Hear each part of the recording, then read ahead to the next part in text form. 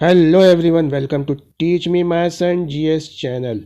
दोस्तों, एक बार फिर से हाजिर हैं एक नया वीडियो लेकर, या फिर ये कहें कि मुस्लिम लॉ फैमिली लॉ सेकंड का दूसरा पार्ट लेकर। जैसा कि हमने पहले पार्ट में आपसे वादा किया था, तो दूसरे पार्ट में हम लेकर आए हैं 16 क्वेश्चंस और ये 16 क्वेश्चंस और पिछले पार्ट के 16 क्वेश्चन, जिसका लिंक आपको डिस्क्रिप्शन में मिल जाएगा, वहाँ से उस वीडियो को देख लीजिएगा। ये सिर्फ 32 क्वेश्चन पूरे के पूरे मुस्लिम लॉ फैमिली लॉ सेकंड को कवर करने वाले हैं और आपके करवा देंगे सारे क्वेश्चन एक ही बार में। आइए शुरू करते हैं। लेकिन दोस्तों, शुरू करने से पहले आपसे रिक्वेस्ट है। क्या रिक्वेस्ट है? आप जानते हैं कि मेरे चैनल को सब्सक्राइब कीजिए और बेल आइकन पर प्रेस कीजिए, जिससे मेरे हर वीडियो का नोटिफिकेशन आप तक पहुंच सके सबसे पहले। वीडियो पसंद आए तो शेयर करना बिल्कुल ना भूलिएगा अपने दोस्तों को, और लाइक तो बनेगा ही। मुझे मालूम है कि हम आपको जो वीडियो दे रहे हैं उस पर आप लाइक करना नहीं भूलोगे, और कमेंट बॉक्स में कमेंट तो करते ही चलिएगा। आइए देखते हैं क्वेश्चन नंबर 17। इम्पॉर्टेंट क्वेश्चन है 17। क्या कहता है कि तलाक कितने प्रकार की होती हैं? मुस्लिम विधि में तलाक कितने प्रकार की होती हैं? तो मुस्लिम विधि में तलाक होती हैं 3 प्रकार की। दोस्तों, कितने प्रकार की? 3 प्रकार की। कौन कौन सी वो तलाक होती हैं? ध्यान दीजिए, मुस्लिम विवाह में कौन कौन सी तलाक प्रचलित हैं। नंबर 1 है तलाक अहसन। तलाक अहसन। नंबर 2 है तलाक ए हसन। नंबर 3 है तलाक ए बिदत। तलाक आ बिदत। तलाक हसन क्या है, जानिए। तलाक हसन मीन्स अगर कोई पति अपनी पत्नी को तलाक देता है और वो फिर से 90 दिन के बाद या 3 मासिक धर्म के बाद वो अपनी पति को पुनः रख सकता है बिना निकाह किए हुए। दोबारा उसे निकाह की ज़रूरत नहीं है। उसे कहते हैं तलाक हसन। फिर आती है नंबर 2 तलाक हसन। वो अहसन हो गई, अब यह है हसन। तलाक हसन। तलाक हसन क्या है कि एक पति अपनी पत्नी को तलाक देता है और वो 30 दिन के बाद यानी 1 मासिक धर्म के बाद पुनः विवाह किए हुए, पुनः निकाह किए हुए अपनी पत्नी को अपने साथ रख सकता है। फिर उसके बाद फिर से वो अपनी पत्नी को किसी वजह से तलाक देता है, फिर कभी तलाक देता है, तो फिर से उसको ये मौका मिलता है कि 30 दिन वो अपनी पत्नी से अलग रहेगा और उसके बाद अपनी पत्नी को फिर से बिना निकाह किए रख सकता है। यानी ये सेकंड पीरियड हो गया। उसके बाद तीसरी बार फिर से वो अपनी पत्नी को तलाक देता है और फिर से वो 30 दिन के बाद अपनी पत्नी को फिर से रख सकता है। तो ये हो गई 3 तलाक, यानी 30 दिन के 3 बार पीरियड में। लेकिन अब इस 3 बार तो रख सकता है, उसके बाद अगर अब उसने तलाक अपनी पत्नी को दिया तो वो तलाक हो जाएगा। इसे कहते हैं हम तलाक हसन। क्या कहते हैं इसे कहते हैं दोस्तों तलाक हसन। के 30 दिन में वो अपनी पत्नी को अपने साथ रख सकता है, लेकिन अगर उसने उसके बाद तलाक दिया तो वो तलाक हो जाएगा। अब देखते हैं तीसरा तलाक जो प्रचलित है मुस्लिम विवाह में, वो है तलाक बिदत। तलाक बिदत क्या है? तलाक बिदत है कि कोई पति अपनी पत्नी को एक ही समय में 3 बार, एक ही समय में यानी एक बार उसने तलाक दे दिया। एक बार तलाक अगर कहेगा तो तलाक तो नहीं होगा, 2 बार कहेगा तब भी तलाक नहीं होगा, लेकिन उसी टाइम में अगर उसने मान लीजिए 3 बार एक साथ तलाक दे दिया, तलाक तलाक तलाक, 3 बार तलाक दे दिया कि हमने तुम्हें तलाक दिया, नंबर 2 फिर हमने तुम्हें तलाक दिया, तलाक नहीं होगा। 2 बार अगर देता है तो तलाक नहीं होगा। लेकिन अगर उसने ये कहा कि हमने तुम्हें तलाक दिया, हमने तुम्हें तलाक दिया, हमने तुम्हें तलाक दिया, तो तलाक हो जाएगा, तो तलाक हो जाएगा। तो ध्यान रखें कि तलाक कब नहीं होता है, इस बात को भी ध्यान दें कि अगर कोई पति अपनी पत्नी को तलाक किस हालत में देगा, इस बात का भी ध्यान देना होगा। यहाँ पर क्वेश्चन इम्पॉर्टेंट है, यहाँ पर नहीं है कि अगर पत्नी क्या है कि वो उसके पीरियड्स चल रहे हैं, मासिक धर्म चल रहे हैं अगर पत्नी के, और पति ऐसी हालत में अगर अपनी पत्नी को तलाक देता है तो वो तलाक नहीं होगी, इस हालत में तलाक नहीं मानी जाती। तो यह ध्यान रखें कि मासिक धर्म अगर नहीं है तो ही तलाक होती है, और अगर पीरियड्स चल रहे हैं तो तलाक नहीं होती है, चाहे पति कितने बार भी तलाक दे दे तलाक नहीं होगी। आइए अब देखते हैं क्वेश्चन नंबर 19। वीडियो पसंद आ रहा होगा तो लाइक ज़रूर कीजिएगा। क्वेश्चन नंबर 19 भैया देखिए क्या है। क्वेश्चन नंबर 19 बिल्कुल अलग क्वेश्चन है। आप सोच रहे होंगे ये क्या है। खुला, खुला एक बिल्कुल नया शब्द है। खुला, खुला शब्द खुला नहीं है, शब्द है खुला। खुला, खा के नीचे ये बिंदी रखेंगे। खुला, खुला क्या चीज़ होती है। खुला क्या है। खुला पत्नी, खुला में पत्नी कुछ धन देकर विवाह विच्छेद कर लेती है। अब यहाँ पे कुछ धन देकर की बात यह है कि हमारे देश भारत में ज़्यादातर निकाह जो होते हैं दोस्तों वो कैसे होते हैं, उधार मेहर होता है। मेहर तुरंत अदा नहीं किया जाता। अगर तुरंत मेहर अदा नहीं किया जाता, बाद में मेहर अदा किया जाता है, तो खुला के अंतर्गत जो तलाक होगी, या पत्नी तलाक खुद लेती है खुला के अंतर्गत, अगर पत्नी खुद तलाक ले रही है तो उसे मेहर लेने का हक नहीं है, वो मेहर नहीं ले सकती। तो यही है खुला, यानी कुछ धन देकर इसे कह सकते हैं कि उसे मेहर नहीं मिलेगा, यानी उसको मेहर माफ़ करना पड़ जाएगा। तो दोस्तों ये बात समझ में आ गई होगी कि खुला क्या है। तो आइए भैया अब बढ़ लेते हैं अपने क्वेश्चन नंबर 20 की तरफ। 20, क्वेश्चन नंबर 20 एक बार फिर से इम्पॉर्टेंट क्वेश्चन स्क्रीन पर दिख रहा है भैया, देख लीजिए क्या क्वेश्चन है। क्वेश्चन नंबर 20 तो बिल्कुल अलग टाइप का एक वर्ड आपको दिख रहा है। इला, इला क्या है। तो इला विवाह विच्छेद, या इला द्वारा विवाह विच्छेद क्या है, यानी इला द्वारा तलाक क्या है। मुस्लिम विवाह में इला क्या है कि पति द्वारा पत्नी से, ध्यान रखें, पति द्वारा पत्नी से 4 महीने तक या फिर उससे भी अधिक माह तक इंटरकोर्स अगर नहीं करने की पति शपथ ले लेता है, या फिर इंटरकोर्स नहीं करता है, तो इस विवाह विच्छेद को इला कहा जाता है। क्या कहा जाता है। इस विवाह विच्छेद को इला कहा जाता है। आइए नेक्स्ट क्वेश्चन की तरफ बढ़ते हैं। फिर से एक इम्पॉर्टेंट क्वेश्चन, हिबा के प्रकार क्या हैं। दोस्तों हिबा के प्रकार बिल्कुल नया क्वेश्चन है। ये हिबा क्या है।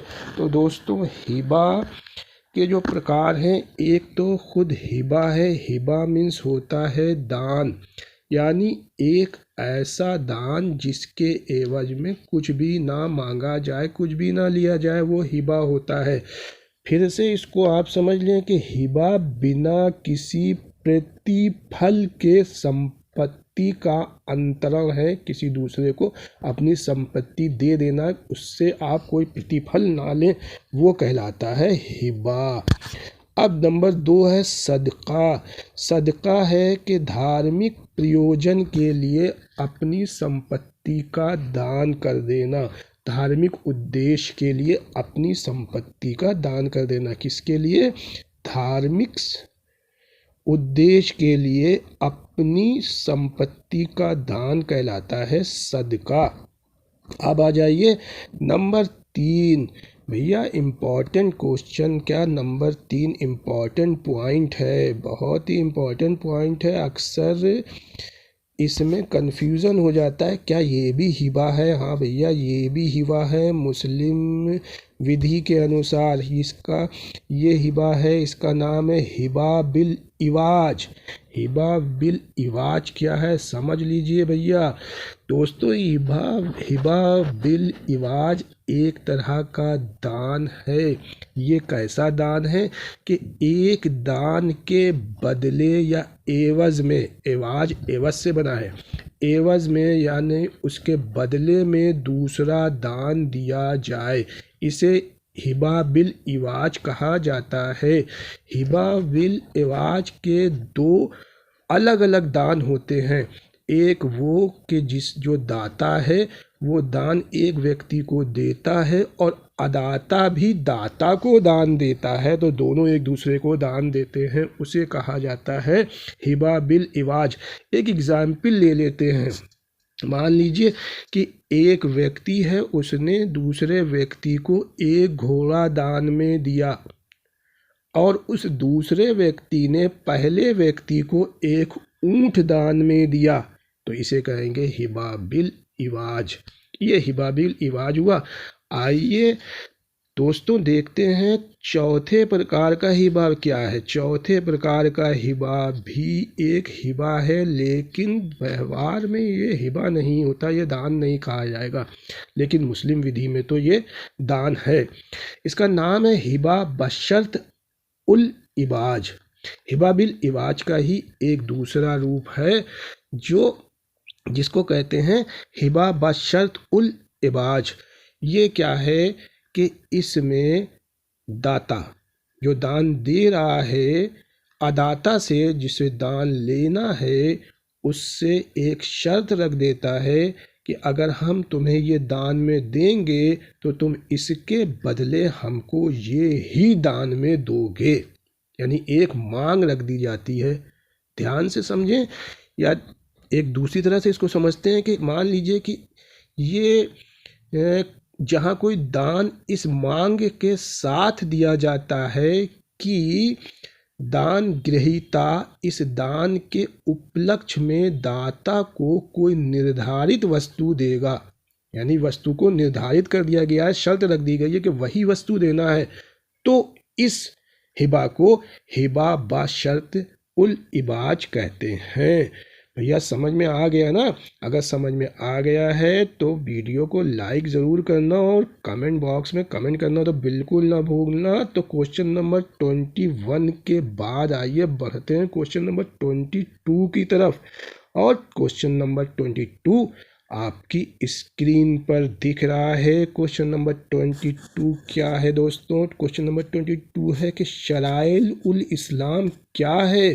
शराइल उल इस्लाम शिया संप्रदाय का प्रसिद्ध ग्रंथ का नाम है, याद रखिएगा। शराइल उल इस्लाम क्या है? शिया संप्रदाय का एक प्रसिद्ध ग्रंथ है। क्वेश्चन नंबर 23 की तरफ बढ़ते हैं। क्वेश्चन नंबर 23 बिल्कुल नया क्वेश्चन। आप सोच रहे होंगे ये है क्या, तो सुनिए। जिसके नाम वसीयत की जाती है, जिसके नाम वसीयत की जाती है उसे क्या कहते हैं? तो जिसे के नाम वसीयत की जाती है उसको क्या कहा जाता है? रिक्त ग्राही। क्या कहा जाता है? रिक्त ग्राही। और जो वसीयत करता है उसे कहते हैं वसीयत करता, यानी वसीयत करने वाला।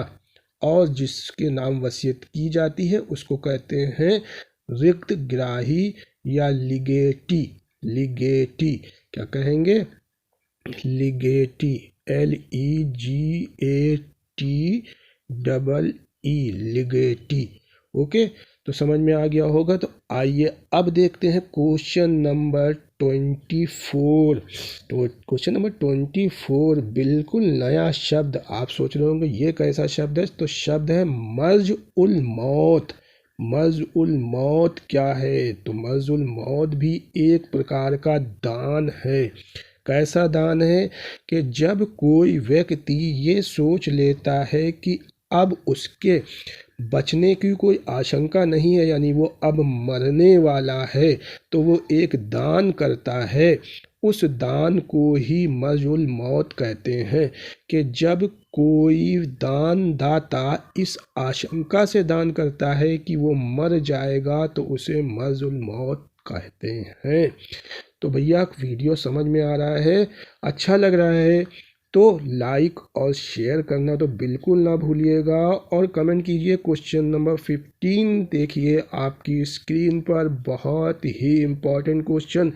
25 और 26 दो क्वेश्चन बहुत ही इम्पोर्टेंट है। ध्यान दीजिए कि यदि कोई व्यक्ति क्या होता है कि अपने ऊपर घातक चोट करता है, इस नियत से चोट करता है कि वो मर जाए, या फिर आत्महत्या के विचार से जहर खा लेता है, और ये सोचता है कि अब वो मर जाएगा या मर गया, आत्महत्या उसने कर ली और अभी मरा नहीं है, जहर खा चुका है, लेकिन उसी जहर खाने की हालत में ही वो एक वसीयत कर देता है, एक वसीयत कर जाता है। तो ऐसी वसीयत को क्या कहेंगे? ध्यान दीजिएगा कि आत्महत्या की हालत में यानी जहर खाने की हालत में ही वसीयत कर रहा है या चोट मारने की हालत में ही वसीयत कर रहा है, तो ऐसी वसीयत दोस्तों शून्य वसीयत होगी, उसको विधि नहीं मानती। ऐसी वसीयत को शून्य विधि कहा जाएगा मुस्लिम लॉ में। आइए नेक्स्ट क्वेश्चन देखते हैं, क्वेश्चन नंबर 26। क्वेश्चन नंबर 26 भी इसी का दूसरा पार्ट समझ लीजिए। इसमें कहा जा रहा है कि यदि कोई व्यक्ति आत्महत्या का निश्चय कर चुका है, एक व्यक्ति ने आत्महत्या भी की नहीं है, जहर नहीं खाया है, कुछ भी ऐसा काम नहीं किया है जिससे आत्महत्या हो या वो मरने वाला ही हो, हाँ उसने ये निश्चय कर लिया है कि हम आत्महत्या कर लेंगे, लेकिन इससे पहले आत्महत्या का प्रयास नहीं हुआ है, उससे पहले ही वो वसीयत कर देता है, आत्महत्या के प्रयास से पहले वसीयत कर देता है। पिछले वाले क्वेश्चन में था कि आत्महत्या करने के बाद यानी जहर खाने के बाद वसीयत करता है, यहाँ पर अभी जहर नहीं खाया या कोई भी ऐसा काम नहीं किया है जो आत्महत्या को दर्शाता है, उससे पहले ही वसीयत कर देता है, तो फिर आत्महत्या कर लेता है, उसके बाद आत्महत्या करता है, वसीयत करने के बाद आत्महत्या करता है, तो क्या उनकी वसीयत प्रभावी होगी? तो हाँ, विधि उस वसीयत को प्रभावी मान लेगी, विधि उसको कहेगी कि हाँ ये वसीयत सही है, इसको वसीयत कहा जाएगा। तो क्वेश्चन नंबर 26 समझ में आ गया होगा। आइए भैया देखते हैं क्वेश्चन नंबर 27। क्वेश्चन नंबर 27 दोस्तों क्या कहता है? क्वेश्चन नंबर 27 कह रहा है कि मुस्लिम विधि के अंतर्गत क्या कि वसीयत रद्द करने के कितने तरीके हैं? मुस्लिम विधि में वसीयत को रद्द करने के तरीके का भी बताए गए हैं। कौन कौन से हैं? नंबर 1 है अभिव्यक्त विखंडन और नंबर 2 है उपलक्षित विखंडन। अब नंबर 1 समझ लीजिए, अभिव्यक्त विखंडन क्या है? अभिव्यक्त विखंडन है कि अगर कोई व्यक्ति वसीयत करने के बाद लिखित या मौखिक रूप से, लिखित भी कह सकते हैं और मौखिक रूप से अपनी वसीयत को विखंडित कर देता है यानी उसको रद्द कर देता है, तो ऐसी वसीयत को अभिव्यक्त विखंडन कहते हैं, वसीयत का रद्द माना जाएगा।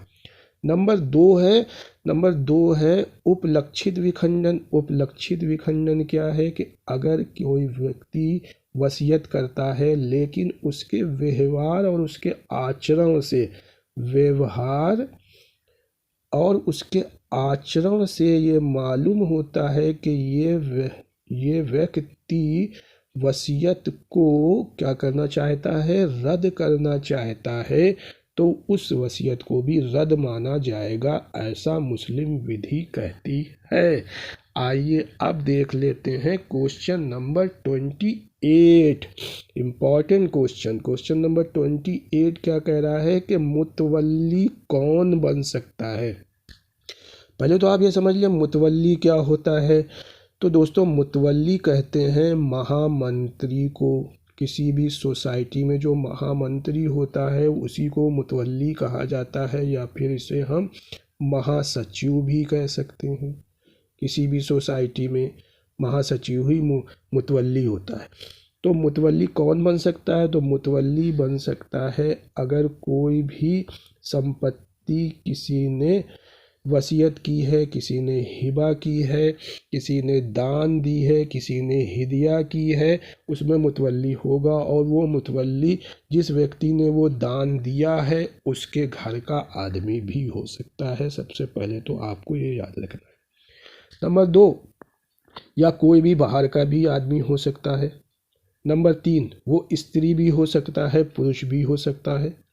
नंबर 4 वो गैर मुस्लिम भी हो सकता है। ध्यान रखिए, मुस्लिम ला इस बात की इजाज़त देता है कि मुतवल्ली गैर मुस्लिम भी हो सकता है।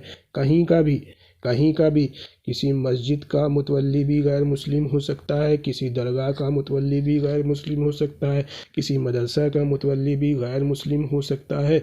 स्त्री भी हो सकती है, पुरुष भी हो सकता है, तो गैर मुस्लिम भी हो सकता है। लेकिन अब ध्यान देने की बात है वो ये कि अगर कोई मुतवल्ली गैर मुस्लिम है तो वो गैर मुस्लिम मुतवल्ली नमाज तो नहीं पढ़ा सकता। अगर मस्जिद का मुतवल्ली है तो वो इमाम नहीं हो सकता।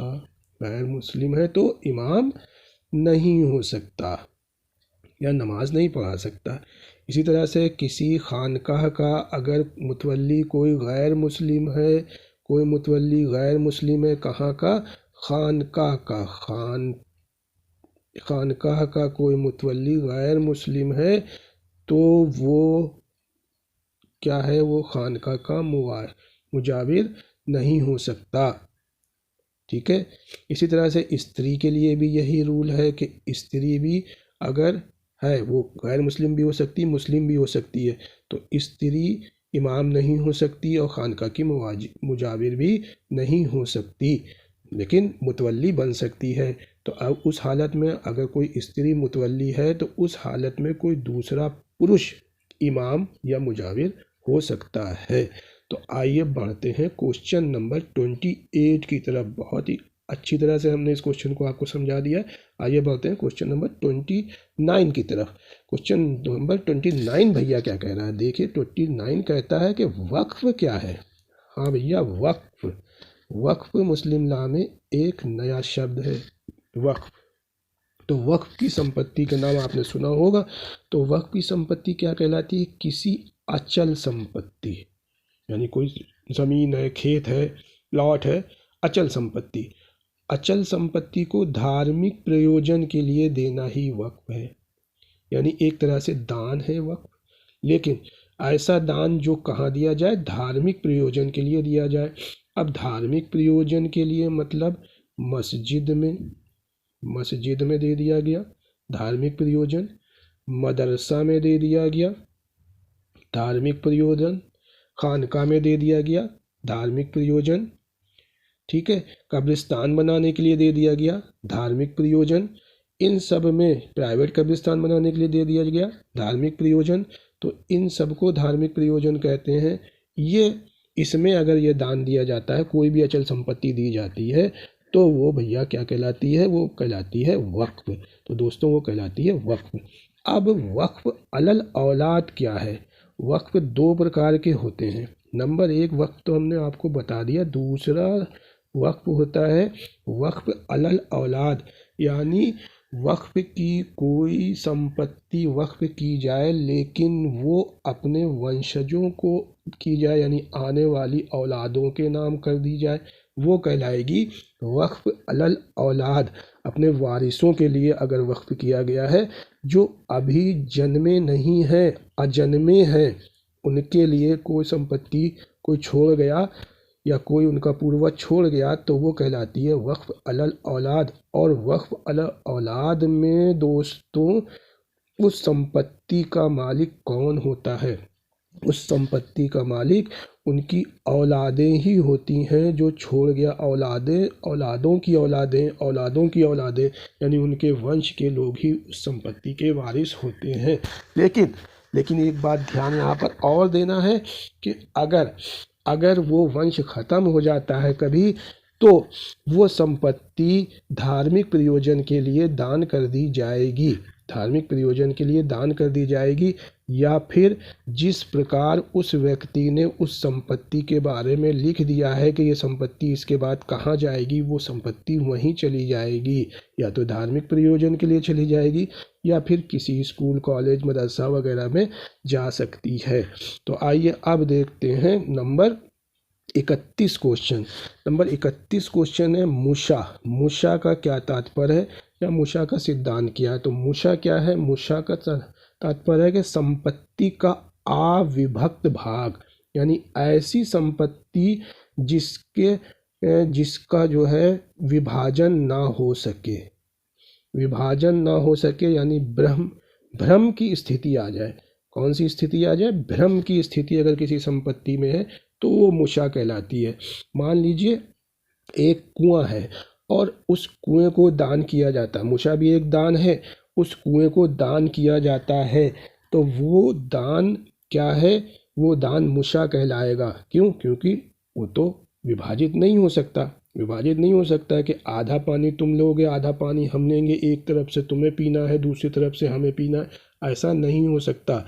तो ये मान्य है, ये मूषा मान्य है, इसको मूषा में मान्य लिया जाएगा।